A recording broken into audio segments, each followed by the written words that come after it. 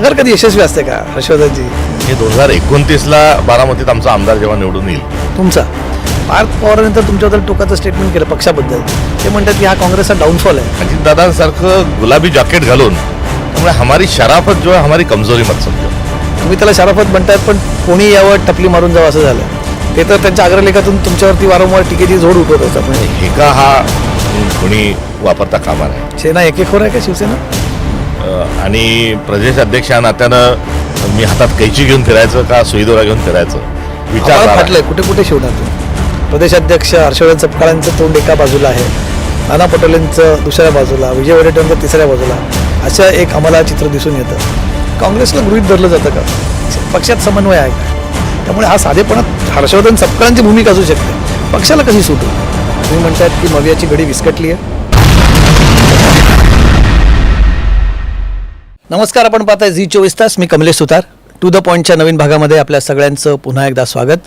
नवीन पाहुणे, नवीन विषय घेऊन आज हा नवा एपिसोड घेऊन आपल्या समोर आलो आहे. गेले काही दिवस राज्याच्या राजकारणामध्ये काँग्रेस केंद्रभागी आहे. काँग्रेसने नुकत्याच बारामतीच्या पोटनिवडणुकांमधून आपला उमेदवार माघारी घेतला आहे. आधी अगदी राणा भीमदेवी थाटात काँग्रेसनं म्हटलं होतं की आम्ही निवडणूक लढवणार. नंतर मात्र काँग्रेसने ही सामंजस्याची भूमिका घेतली म्हणायची की माघार घेतली म्हणायची.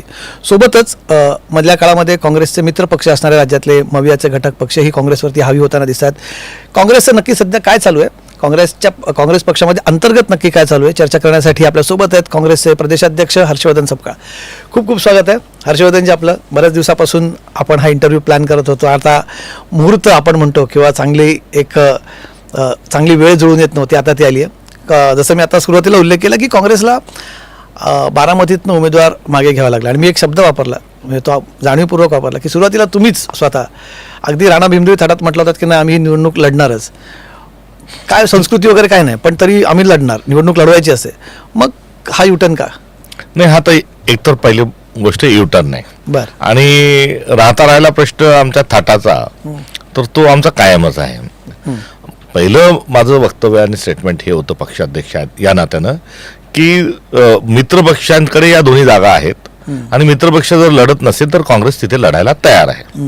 त्यामुळे आम्ही पहिले तयारी दर्शवली आणि तयारी दर्शवत असतानाच पुढे जाऊन भारतीय जनता पक्षाच्या विरोधात आपण प्रत्येक वळणावर, प्रत्येक ठिकाणी, प्रत्येक छोटी मोठी लढाई ही लढलीच पाहिजे ही भूमिका घेत असताना वरकडणी ही निवडणूक अजित पवारांच्या राष्ट्रवादीची दिसत जरी असली तरी ही निवडणूक भाजपचीच आहे, भाजपच्या विरोधातलीच आहेत आणि ही आपण लढल्या गेली पाहिजे. आणि त्यातून आमच्या निवडणुकीची मुलाखतीची सगळ्यांशी चर्चा विमर्श करण्याची प्रक्रिया सुरू झाली. आणि ह्या सगळ्या प्रक्रियेमध्ये कुठे अभिनिवेश नव्हता, कुठेही वल्गनांचा भाग तर दूरपर्यंत येण्याचा प्रश्नच नाही. आमचं बारामतीतले युनिट, आमचं रावरीतले युनिट यांच्याशी चर्चा करून त्यांचे इंटरव्ह्यूज घेऊन उमेदवार त्यांची पडताळणी करून एक एक नाव आम्ही दोघांचं पाठवलं.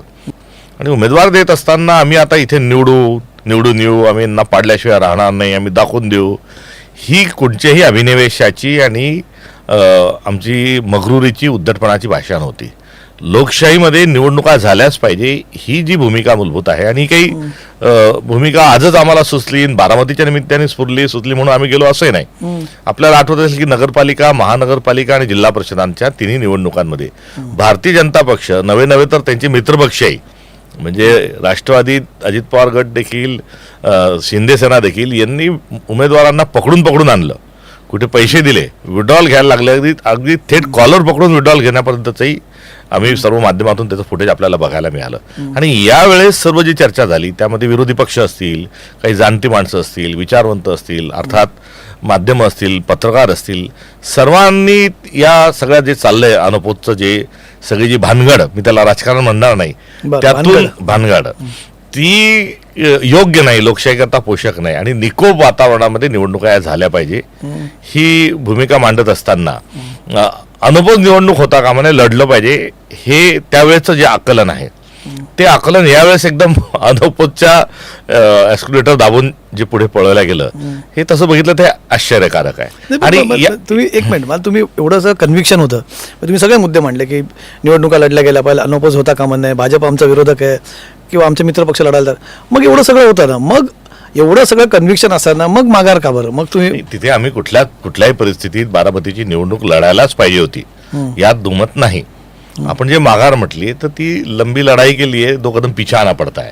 त्यामुळे हे आमचं 2 कदम आजचं मागे येणं हे 2029ला बारामतीत आमचा आमदार जेव्हा निवडून येईल.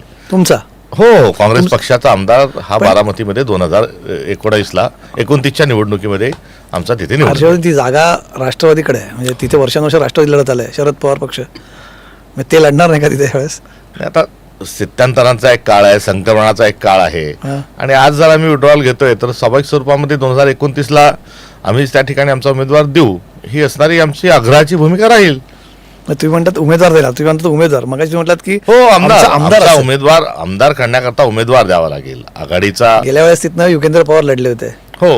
हां, मग ते काय तुमच्याकडनं लढणार आहेत की तुमचा वेगळा उमेदवार असणार आहे? आणि आता अजून 3 वर्षाचा एक कालखंड जाणं बाकी आहे. आणि मी काय, माझा तो स्वभावही नाही, मी ब्लंटली काही बोलेल हे नाही. मात्र एकंदरीत राजकारणाचे जे प्रवाह आहे, फ्लो आहेत, त्यामध्ये हा टप्पा जो आहे तो थोडा नजरेत आहे, तिथपर्यंत चालावं लागेल. राहता राहिला दुसरा, आम्ही याच्यातली जी यशस्वी माघार जी आहे, माघार कधी यशस्वी असते का हर्षवर्धनजी? हो, माघारी माघार असते, यशस्वी माघार एक युटर्नची असते, एक हे माघार दिल वेलाने केली ये ख्याल भी ठीक आहे गालिब, पण माघार कधी यशस्वी नसते. माघारी माघार असते. आपण ते म्हणू शकतो. मात्र जी काँग्रेस डाऊनफॉलवर गेली आहे असं ज्या बारामतीत बोलल्या गेलंय, मी त्याच्याकडे येतोच आहे. हो, ज्या काँग्रेस आता संपली आहे असं म्हटलं गेलं, एक त्यांचाच मित्रपक्ष जो आहे तो तर थेट एकदम काँग्रेस मुक्त भारताचं अभियान दीर्घकाळ घेऊन चालला. अशा काँग्रेसची गेल्या 24 तासात आपण जर बघितली तर इतकी मनधरणी करावी लागते, एवढ्या खुशामती करायला लावतायत, एवढं सगळ्यांना बोलावं लागतंय. हे जे आहे हे काँग्रेस म्हणजे काय आहे याचं तिथे दर्शन आहे. आणि आम्ही किती मजबूत आहोत हे दर्शवणाराही तो भाग आहे. त्यामुळे हमारी शराफत जो है हमारी कमजोरी मत समझो, शराफत हमारी ताकत है, और उस शराफत के साथ ही हमने बारामती में बात की है. पार्थ पवारांनी तर तुमच्याबद्दल टोकाचं स्टेटमेंट केलं पक्षाबद्दल.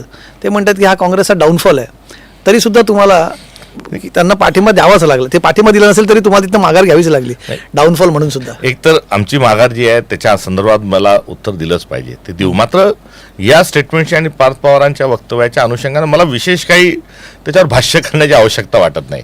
कारण पार्थ पवारांचं एकंदरीतच सर्व वक्तव्य आणि त्यांची जी असणारी भूमिका आहे ही आता परिपक्वतेच्या पारड्यात जाऊन बसलेली आहे. त्यामुळे तिचं वजन पहिले तिथे करावे लागेल. आणि दुसरं, त्यांच्या वक्तव्यामध्ये हा तर डाऊनफॉल हा शेवटचा शब्द होता. त्याआधी कुठे धमकी वजा इशाऱ्याची भाषा होती की त्यांना बघावं लागेल, त्यांना दाखवून देऊ वगैरे वगैरे. काय ते बरंच गांभीर्याने मी घेतलेलं नाही, पण ते असं थोडंसं मजेशीरच आहे, ते विनोदात्मकच त्यांचं ते वक्तव्य आहे. त्यामुळे ते गांभीर्याने घेण्याची गरज नाही. आणि त्यांच्या संदर्भात त्यांच्या भूमिकेला प्रतिक्रिया देणं, एक तर काय की आमचा पक्ष गांधींचा आहे आणि गांधी आम्हाला सांगून गेलेले आहेत की कृतीत जगा, क्रियामध्ये जगा, प्रतिक्रियात जगू नका. त्यामुळे आम्ही क्रियेत जगणारे लोक आहे. प्रतिक्रियेतून ते आम्हाला असं म्हटले म्हणून आता आम्ही निवडणूक लढणार असं होणार नाही. आणि तुर्तास पार्थ पवार शेवटी कोण आहेत, म्हणजे पार्थ पवारांचं वाक्य का रजिस्टर होतं तर ते अजितदादांचे पुत्र आहेत. आणि अजितदादा हे कर्तबगार महाराष्ट्राचे नेते, एक खमख्या नेतृत्व महाराष्ट्राला लाभलेलं, ही त्यांची ओळख आहे. आणि त्यांच्या माघारी त्यांच्या वारसा पुढे घेऊन जाण्याचा प्रयत्न करणार आणि काय बोलावं हा त्यांचा अधिकार आहे. त्यांनी कशाची जाण ठेवावी, कशाचं भान ठेवावं हा त्यांचा निर्णय आहे. मात्र अजितदादांसारखं गुलाबी जॅकेट घालून शपथ घेतल्याने जबाबदारी, आपण जबाबदार आहोत आणि आपलं वक्तव्य खूपच अजितदादांसारखंच एकदम कडक आहे असं समजण्याची चूक ही भविष्यात त्यांच्याकडून होणार नाही. हा एक सहानुभूती तर झालेलीच आहे. मात्र या त्यांच्या वक्तव्याबद्दल एक करुणेच्या अनुषंगानं मी त्यांच्याकडून ही अपेक्षा व्यक्त करतो. तुम्ही म्हटलात की त्यांच्या वक्तव्याला गांभीर्याने घेत नाहीत, आम्ही त्याला प्रतिक्रिया